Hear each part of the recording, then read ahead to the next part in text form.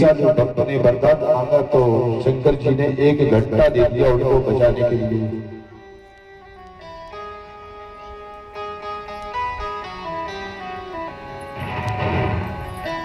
घंटा दे दिया बचाने के लिए, लो 1 घंटा ले जाओ, इससे जो भी आप मांगोगे ये आपकी मनोकामना पूर्ण करेगा। तो घंटा लेकर के, लेकिन घंटा की विशेषता क्या थी? उसे ईर्ष्याली भक्तों के दिया कि तुम इस घंटे से एक चीज मांगोगे, आपको 1 मिलेगी, पड़ोसी को 2 मिलेगी। आप घंटेश्वर महादेव से एक चीज मांगोगे, आपको 1 मिलेगी, पड़ोसी को 2 मिलेगी। क्रोध में आकर के जब ऐसा हुआ कि जब पड़ोसी को 2 मिलेगी तो क्रोध में आकर के घंटा घर पर रख दिया और रख करके घंटा बाहर चला गया काम करने के लिए। अब 2-4 महीना वो घंटा घर में पड़ा रहा जब तक दीपावली आई। तो दीपावली जब आती है तो घर पर मकान की साफ सफाई करते हैं कि नहीं? तो उसकी पत्नी ने उस घंटे को उठाया तो वो घंटा बजा। उसने वरदान कहा, घंटा ने कहा, बोले वरदान मांगिए। तो उनने कहा महाराज भोजन की व्यवस्था हो जाए। तुरंत इनको 1 थाली और पड़ोसी के घर 2 पहुंचे।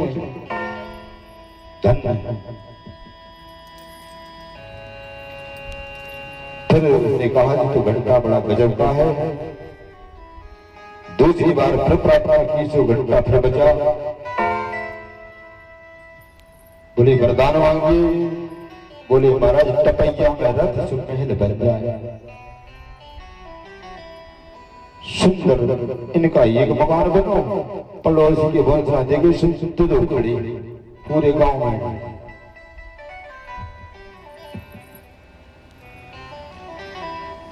मकान बन गए।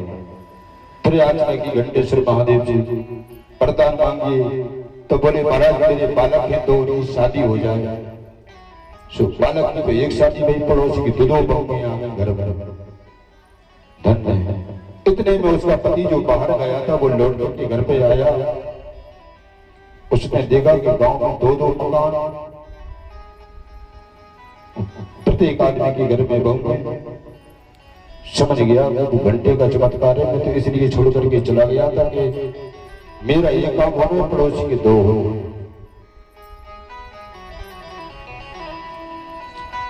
आज करके उसने फिर घंटे बजाया।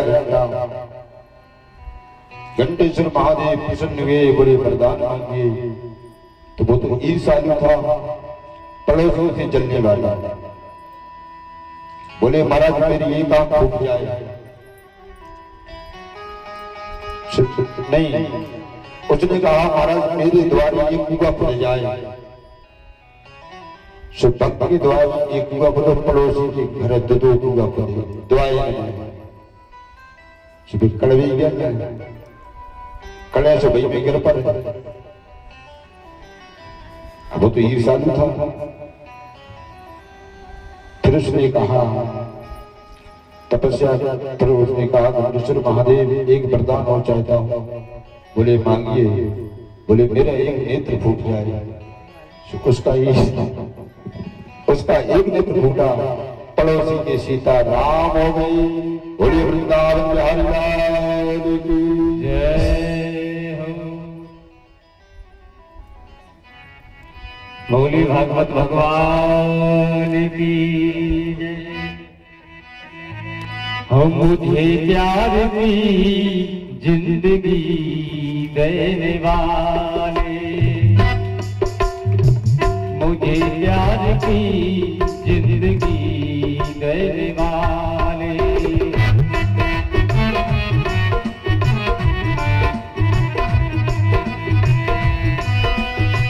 कभी तब न देना, कभी तब न देना, खुशी देने वाले, मुझे प्यार की जिंदगी देने वाले।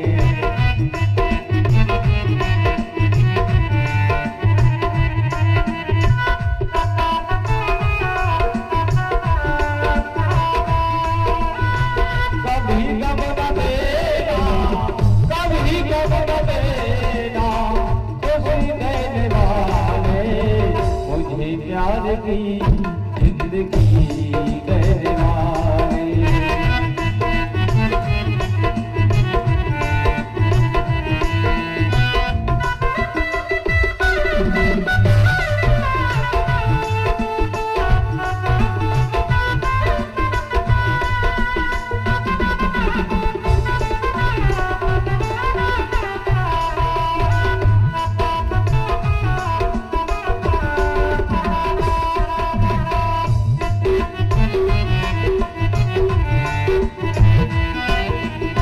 कैसे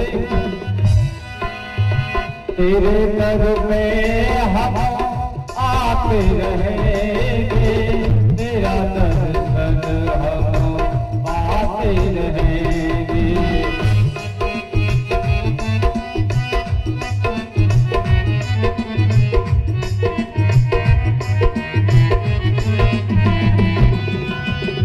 हम प्रार्थना करते हैं दरबार में हे नाथ, आपके दरबार में आते रहेंगे और आपके दर्शन पाते रहेंगे। कैसे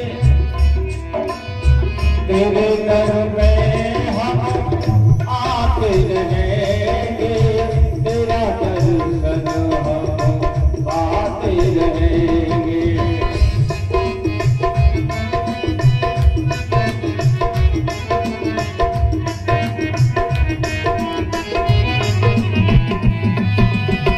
कभी गम न देना, कभी गम न देना, खुशी देने वाले, मुझे प्यार की जिंदगी देने वाले, मुझे प्यार की जिंदगी देने वाले।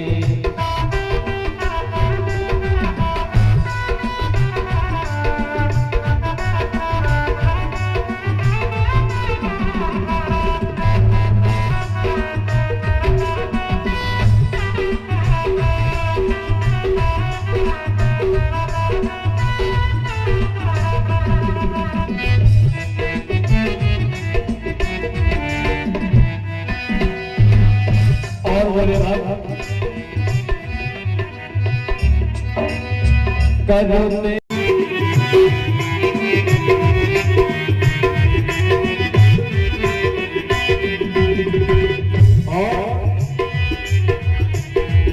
करते धन दौलत का क्या करना है, धन दौलत का क्या करना है, इन महलों का क्या करना है।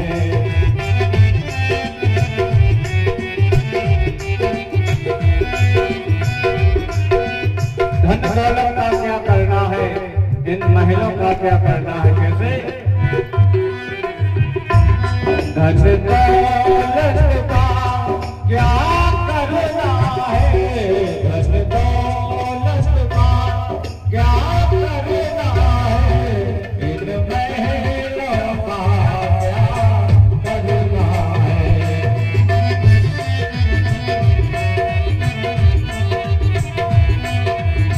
क्यों जिंदगानी चार दिनों की है, जिंदगानी चार दिनों की है, चरणों में गुजारा काफी है, चरणों में गुजारा काफी है।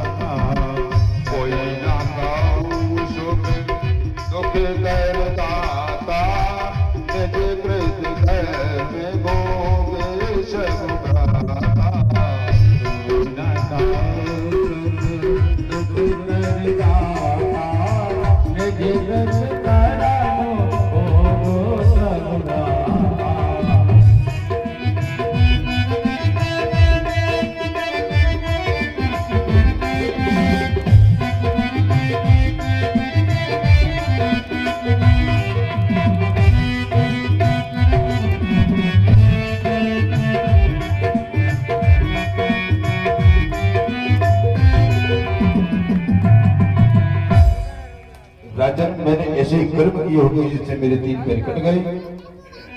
कर्म प्रधान है, कोई किसी को तकलीफ नहीं दे सकता, कोई किसी को कष्ट नहीं दे सकता। जो कुछ भी मिलता है अपने कर्म से मिलता है। बेल की धर्मराज कहता है यदि कर्म प्रधान को मैं मानूं तो मेरा कर्म ही राजन कुछ ऐसा हुआ होगा जिससे मेरे 3 पैर कट गए। मीमांसा शास्त्र के जानकारों की बात है। तो राजा परीक्षित कहते हैं आप ठीक कहते हो महाराज, लेकिन मैं उस व्यक्ति को ढूंढूंगा, प्रयास करूंगा, आपको तकलीफ देने वाले को छोड़ूंगा नहीं। इतना कह करके जैसे ही परीक्षित चले गए तो एक विचित्र दृश्य को देखा। एक लंबा लंबा मोटा मोटा तगड़ा विशाल पुरुष, बड़ी बड़ी जिसकी आंखें, लंबी लंबी मूछ, लंबी लंबी भुजाएं, तलवार लेकर के लिए खड़ा था। नग्न अवस्था में तलवार को लेकर के पैर से खड़ा, और उस बैल का वो एक ही पैर और काटना चाहता है, उस बैल धर्मराज का।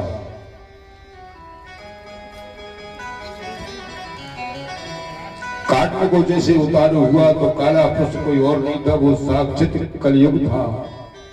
कलयुग नहीं चाहता कि सत्य का एक भी पैर सुरक्षित बचे।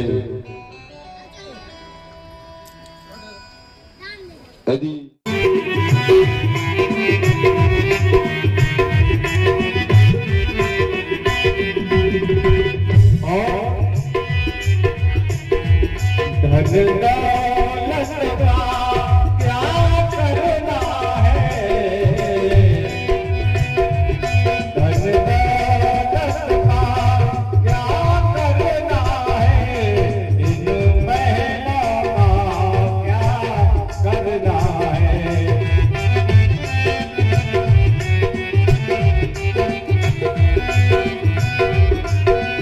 धन दौलत का क्या करना है, धन दौलत का क्या करना है, इन महिलाओं का क्या करना है।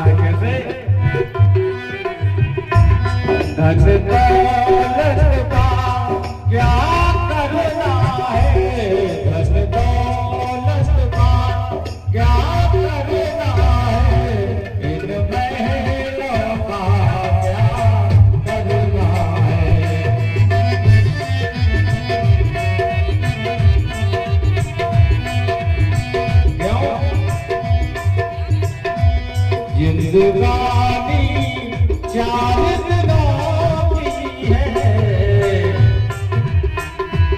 जिंदगानी 4 दिनों की है, चरणों में गुजारा काफी है, चरणों में गुजारा काफी है।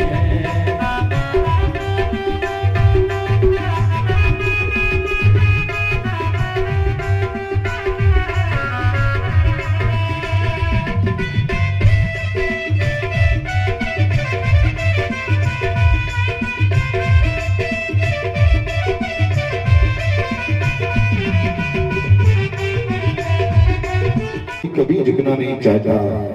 बड़कपन तो वही है जो विनम्र होते हैं। मेरे गुरुदेव कहा करते थे वास्तव में बड़े वो हैं जो विनम्र होते हैं, विनम्र होते हैं, और जो लोग गलती से बड़े हो जाते हैं उन्हें 2-4 पीढ़ी का समय लगता है सुधरने में। अब कृष्ण भगवान तो चले गए द्वारका की ओर, लेकिन जिस बालक को प्रभु ने गर्भ में जाकर के बचाया था उस बालक ने आज हस्तिनापुर में जन्म ले लिया। उसी का नाम परीक्षित है। अभिमन्यु का बेटा है जिसने अपने पिता का मुख नहीं देखा। जब 3-4 महीने का गर्भ में था पिता की मृत्यु हो गई, युद्ध में मारा गया। जैसे ही इन्होंने जन्म लिया, जन्म लेते ही पालती मार करके बैठ गए परीक्षित जी महाराज। चारों ओर देखने लगे। अब ये समझिए किसी बालक का जन्म हो जाए और बैठ करके अपने नेत्रों से देखने लग जाए तो स्थिति की बात होगी ना। यही के बच्चे को चलाने वाला है।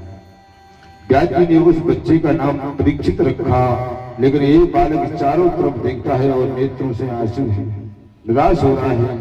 तो महर्षि वेदव्यास के चरणों में युधिष्ठिर ने प्रणाम किया, कहा गुरुदेव मेरे घर में ऐसा बालक कभी नहीं हुआ।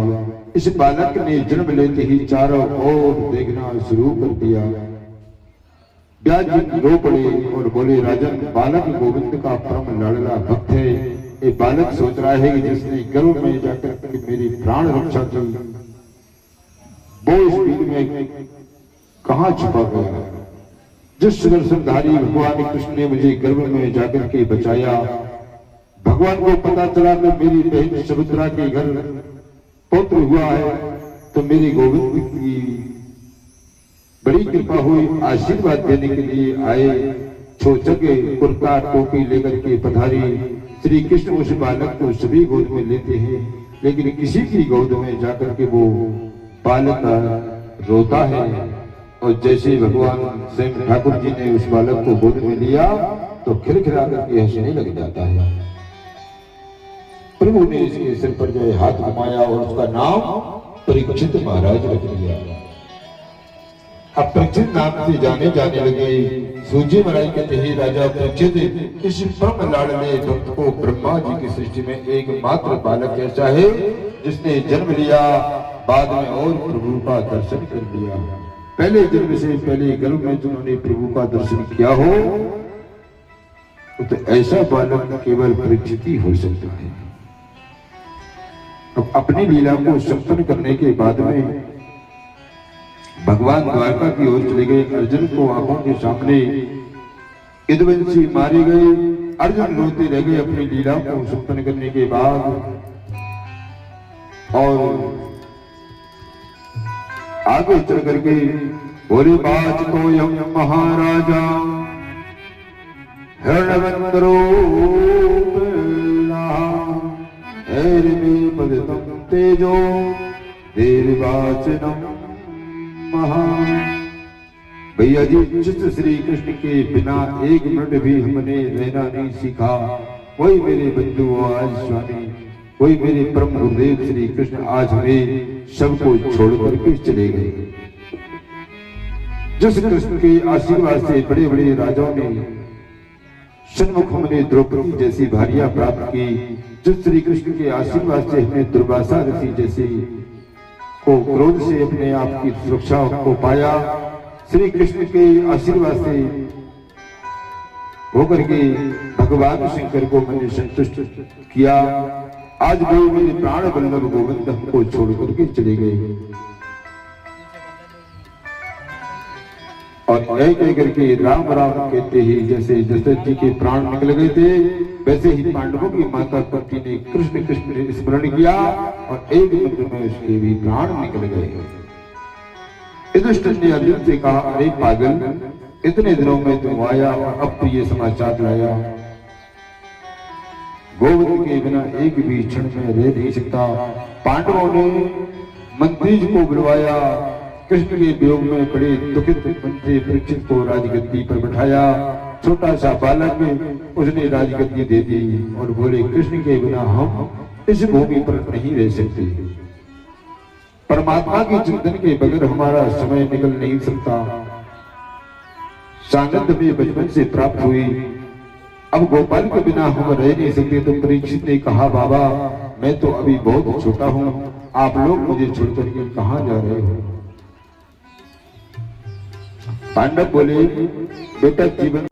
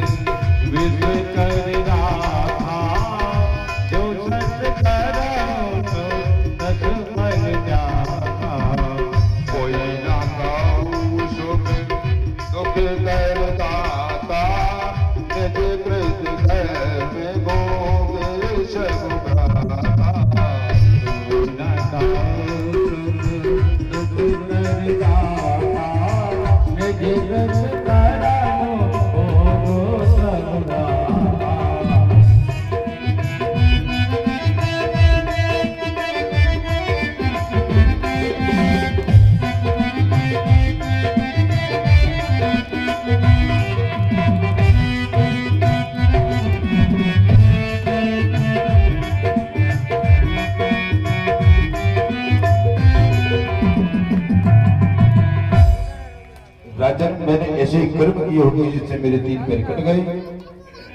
कर्म प्रधान है, कोई किसी को तकलीफ नहीं दे सकता, कोई किसी को कष्ट नहीं दे सकता। जो कुछ भी मिलता है अपने कर्म से मिलता है। वेद रूपी धर्मराज कहता है यदि कर्म प्रधान को मैं मानूं तो मेरा कर्म ही राजन कुछ ऐसा हुआ होगा जिससे मेरे 3 पैर कट गए। मीमांसा शास्त्र के जानकारों की बात है। तो राजा परीक्षित कहते हैं आप ठीक कहते हो महाराज, लेकिन मैं उस व्यक्ति को ढूंढूंगा, प्रयास करूंगा, आपको तकलीफ देने वाले को छोड़ूंगा नहीं। इतना कह करके जैसे ही परीक्षित चले गए तो एक विचित्र दृश्य को देखा। एक लंबा लंबा मोटा मोटा तगड़ा विशाल पुरुष, बड़ी बड़ी जिसकी आंखें, लंबी लंबी मूछ, लंबी लंबी भुजाएं, तलवार लेकर के लिए खड़ा था। नग्न अवस्था में तलवार को लेकर के पैर से खड़ा, और उस बैल का वो एक ही पैर और काटना चाहता है, उस बैल धर्मराज का।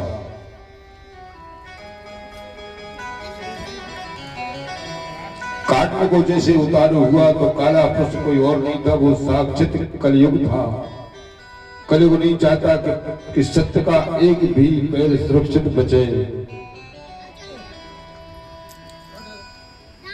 यदि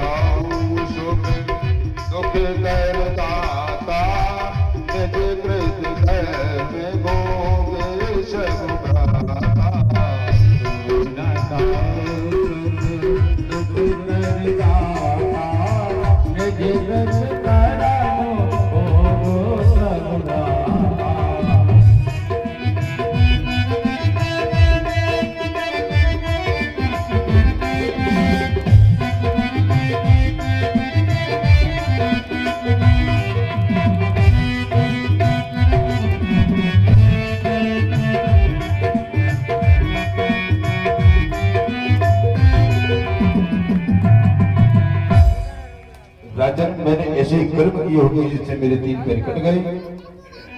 कर्म प्रधान है, कोई किसी को तकलीफ नहीं दे सकता, कोई किसी को कष्ट नहीं दे सकता। जो कुछ भी मिलता है अपने कर्म से मिलता है। वेद रूपी धर्मराज कहता है यदि कर्म प्रधान को मैं मानूं तो मेरा कर्म ही राजन कुछ ऐसा हुआ होगा जिससे मेरे 3 पैर कट गए। मीमांसा शास्त्र के जानकारों की बात है। तो राजा परीक्षित कहते हैं आप ठीक कहते हो महाराज, लेकिन मैं उस व्यक्ति को ढूंढूंगा, प्रयास करूंगा, आपको तकलीफ देने वाले को छोड़ूंगा नहीं। इतना कह करके जैसे ही परीक्षित चले गए तो एक विचित्र दृश्य को देखा। एक लंबा लंबा मोटा मोटा तगड़ा विशाल पुरुष, बड़ी बड़ी जिसकी आंखें, लंबी लंबी मूछ, लंबी लंबी भुजाएं, तलवार लेकर के लिए खड़ा था। नग्न अवस्था में तलवार को लेकर के पैर से खड़ा, और उस बैल का वो एक ही पैर और काटना चाहता है, उस बैल धर्मराज का।